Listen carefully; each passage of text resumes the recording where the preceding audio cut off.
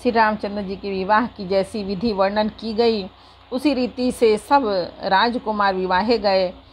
दहेज की अधिकता कुछ भी कही नहीं जाती। सारा मंडप सोने और मणियों से भर गया। बहुत से कंबल, वस्त्र और भांति भांति के विचित्र रेशमी वस्त्र कपड़े जो थोड़ी कीमत के न थे अर्थात बहुमूल्य थे, तथा हाथी, रथ, घोड़े, दास दासियाँ और गहनों से सजी हुई कामधेनु, सरीखी गायें आदि अनेकों वस्तुएं हैं जिनकी गिनती कैसे की जाए, उनका वर्णन नहीं किया जा सकता। जिन्होंने देखा वही जानते हैं। उन्हें देखकर लोकपाल भी सिहा गए। अवधराज दशरथ जी ने सुख मानकर प्रसन्न चित्त से सब कुछ ग्रहण किया। उन्होंने सब वह दहेज का सामान याचकों को जो जिसे अच्छा लगा दे दिया। जो बच रहा है वह जनवासे में चला गया। तब जनक जी हाथ जोड़कर सारी बारात का सम्मान करते हुए कोमल वाणी से बोले, आदर, दान, विनय और बड़ाई के द्वारा सारी बारात का सम्मान कर राजा जनक ने महान आनंद के साथ प्रेम पूर्वक लाड़ करके मुनियों के समूह की पूजा एवं वंदना की। सिर नवाकर देवताओं को मनाकर राजा हाथ जोड़कर सब से कहने लगे कि देवता और साधु तो भाव ही चाहते हैं, वे प्रेम से ही प्रसन्न हो जाते हैं। उन पूर्ण काम महानुभावों को कोई कुछ देकर कैसे संतुष्ट कर सकता है?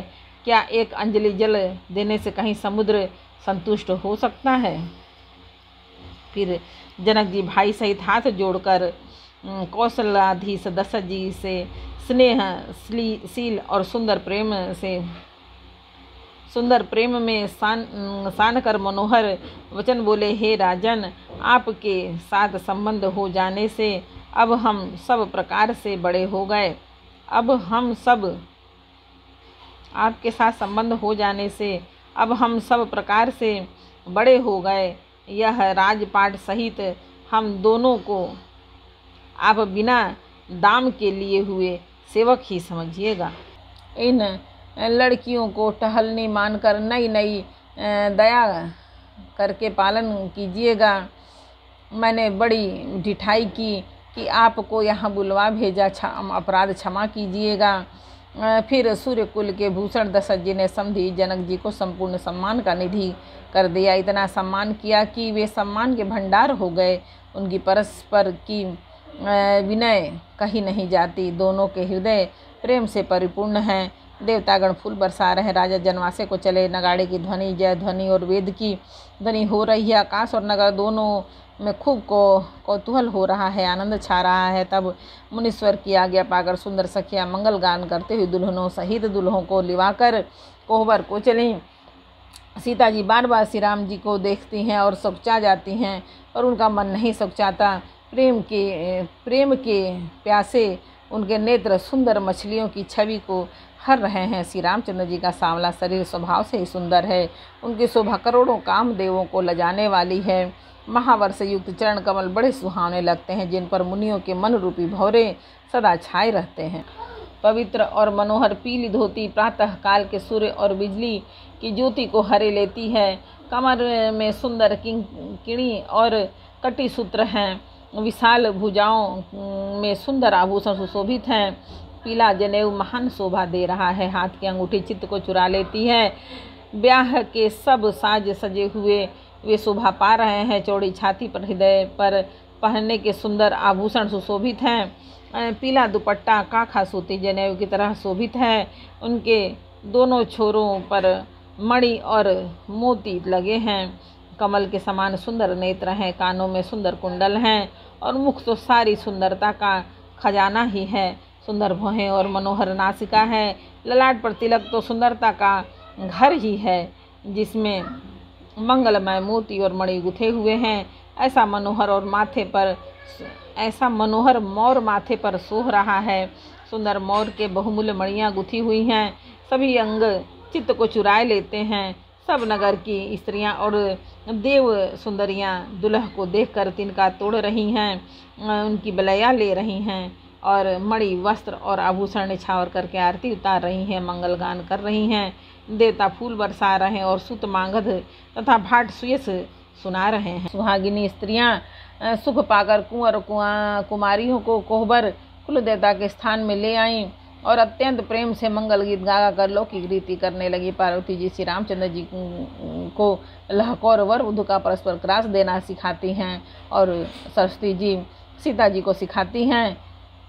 रनिवास हास विलास के आनंद में मग्न है श्री राम जी और सीता जी को देख देख कर सभी जन्म का परम फल प्राप्त कर रही हैं। अपने हाथ की मड़ियों के सुंदर रूप के भंडार श्री रामचंद्र जी की परछाई दिख रही है। यह देखकर जानकी जी दर्शन में वियोग होने के भय से बाहु रूपी लता को और दृष्टि को हिलाती डुलाती नहीं हैं। उस समय की हंसी खेल और विनोद का आनंद और प्रेम कहाँ नहीं जा सकता, उसे सखियां ही जानती हैं। तदंतर वर कन्याओं को सब सुंदर सखियां जनवासे को लिवा चलीं। उस समय नगर और आकाश में जहाँ सुने वहीं आशीर्वाद की ध्वनि सुनाई दे रही है और महान आनंद छाया है। सभी ने प्रसन्न मन से कहा कि सुंदर चारों जोड़ियाँ चिरजीवी हों। योगी राज सिद्ध मुनीश्वर और देवताओं ने प्रभु श्री रामचंद्र जी को देखकर धूम भी बजाई और हर्षित होकर फूलों की वर्षा करते हुए जय हो जय हो जय हो करते हुए वे अपने अपने लोक को चले। तब सब चारों कुमार बहुओं सहित पिताजी के पास आए। ऐसा मालूम होता है मानो शोभा महल और आनंद से भरकर जनवासा उमड़ पड़ा हो। फिर बहुत प्रकार की रसोई बनी। जनक जी ने बारातियों को बुला भेजा। राजा दशरथ जी ने पुत्र सहित गमन किया।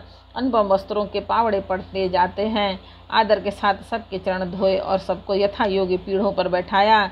तब जनक जी ने अवधपति दशरथ जी के चरण धोए।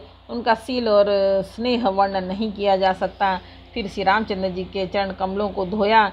फिर जो शिव जी के हृदय कमल में छिपे रहते हैं, तीनों भाइयों को श्री रामचंद्र जी के ही समान जानकर जनक जी ने उनके विचरण अपने हाथों से धोए। राजा जनक जी ने सभी को उचित आसन दिए और सब परसने वालों को बुला लिया। आदर के साथ पत्तलें पड़ने लगी जो मड़ियों के पत्तों से सोने की कील लगाकर बनाई गई थी। चतुर और विनीत रसोइये सुंदर स्वादिष्ट और पवित्र दाल भात और गाय का सुगंधित घी क्षण भर में सबके सामने परस गए। सब लोग पंचकौर करके अर्थात प्राणायाय स्वाहा, अपानाय स्वाहा, व्यानाय स्वाहा, उदानाय स्वाहा और समानाय स्वाहा इन मंत्रों का उच्चारण करते हुए पहले 5 ग्रास लेकर भोजन करने लगे। गाली का गाना सुनकर वे अत्यंत प्रेम मग्न हो गए। अनेकों प्रकार के अमृत के समान स्वादिष्ट पकवान परसे गए जिनका बखान नहीं हो सकता। चतुर रसोइये नाना प्रकार के व्यंजन परसने लगे। उनका नाम कौन जानता है। 4 प्रकार के चवर्य, चौस्य, लेह्य, पेय अर्थात चबाकर, चूसकर, चाटकर और पीकर खाने योग्य भोजन की विधि कही गई है। इनमें से एक एक विधि के इतने पदार्थ बने थे जिनका वर्णन नहीं किया जा सकता। 6 रसों के बहुत तरह के सुंदर स्वादिष्ट व्यंजन हैं। एक एक रस की अनगिनती प्रकार के बने हैं। भोजन करते समय पुरुष और स्त्रियों के नाम ले लेकर स्त्रियां मधुर ध्वनि में गाली गा रही हैं। समय की सुहावनी गाली शोभित हो रही है। उसी समय समाज सहित राजा दशरथ जी हंस रहे हैं। इस रीति से सभी ने भोजन किया। तब सबको आदर सहित आचमन हाथ मुँह धोने के लिए जल दिया गया। फिर पान दे करके जनक जी ने समाज सहित दशरथ जी का पूजन किया। जब सब राजाओं के सिरमौर चक्रवर्ती श्री दशरथ जी प्रसन्न होकर के जनवास को चले। जनकपुर में नित्य नए मंगल हो रहे हैं। दिन और रात पल के समान बीत जाते हैं। बड़े सवेरे राजाओं के मुकुटमणि दशरथ जी जागे। याचक उनके गुण समूह का गान करने लगे। चारों कुमारों को सुंदर वधुओं सहित देखकर उनके मन में जितना आनंद है वह किस प्रकार कहा जा सकता है। वे प्रातः क्रिया करके गुरु वशिष्ठ जी के पास गए। उनके मन में महान आनंद और प्रेम भरा है। राजा प्रणाम और पूजन करके फिर हाथ जोड़कर मानो अमृत में डुबोई हुई वाणी बोले, हे मुनिराज सुनिए, आपकी कृपा से आज मैं पूर्ण काम हो गया। हे स्वामिन, अब सब ब्राह्मणों को बुलाकर उनको सब तरह गहनों कपड़ों से सजी हुई गाय दीजिए यह सुनकर गुरु जी ने राजा की बड़ाई करके फिर मुनिगणों को बुलवा भेजा। तब वामदेव, देवर्षि, नारद, वाल्मीकि, जाबाली और विश्वामित्र आदि तपस्वी श्रेष्ठ मुनियों के समूह आए। एक बार बोलो रामायण मैया की जय। रामचरितमानस के बालकांड का 5 दोहा समर्पण। जय श्री राम। जानकी पवन पुत्र हनुमान, बजरंगबली, भोलेनाथ, माता आदि शक्ति। जय भगवान।